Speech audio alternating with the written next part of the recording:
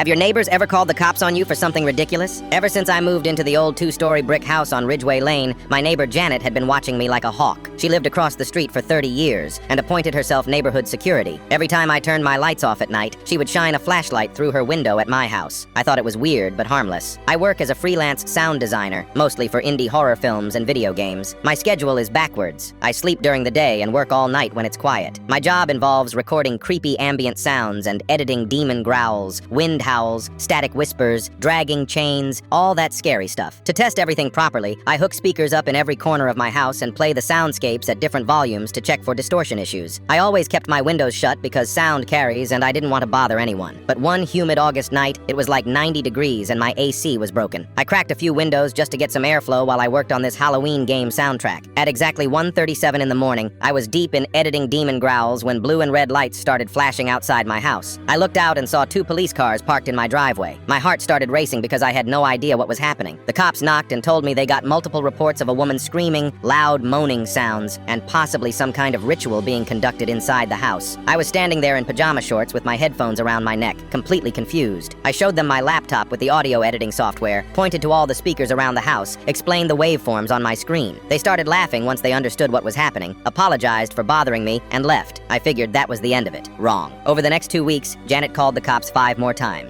Once for demonic chanting. I was testing a whispered Latin track. Once for footsteps going in circles for hours. I was pacing around my living room trying to figure out a timing issue. Once for sobbing coming from the attic. That was a crying child sound effect for a psychological horror scene. Each time, officers showed up, found nothing suspicious, and left looking more annoyed than the last visit. The 4th time, one cop actually said, "Ma'am, we've been here multiple times. The guy makes sound effects for movies. He's not summoning demons." But Janet wasn't convinced. She posted in our neighborhood Facebook group that I was conducting dark rituals and might be possessed by evil spirits. She even uploaded these grainy photos she took through my windows with arrows pointing to blurry shadows, claiming they were supernatural entities. Other neighbors started commenting, some defending me, others getting paranoid. One woman asked if her kids were safe walking past my house. Another guy suggested organizing a petition to get me evicted. The whole thing was getting out of hand. That's when I decided to take a different approach. I organized a horror sound demo night for the whole block. I sent invitations to everyone, promising pizza, drinks, and a behind-the-scenes look at how horror movie sounds are actually made. I wanted to show them my work wasn't scary, it was just my job. Only 3 neighbors showed up, definitely not Janet, but they were genuinely fascinated. I played them the original recording of me walking upstairs, then showed how I pitched it down and added reverb to make it sound like a giant monster. I demonstrated how crinkling cellophane becomes crackling fire, how snapping celery sounds like breaking bones. As for Janet, she posted one final rant about the demonic energy poisoning Ridgeway Lane. 3 weeks later, a moving truck showed up at her house. She sold the place to a young couple with twin babies who cry every night around 3 a.m.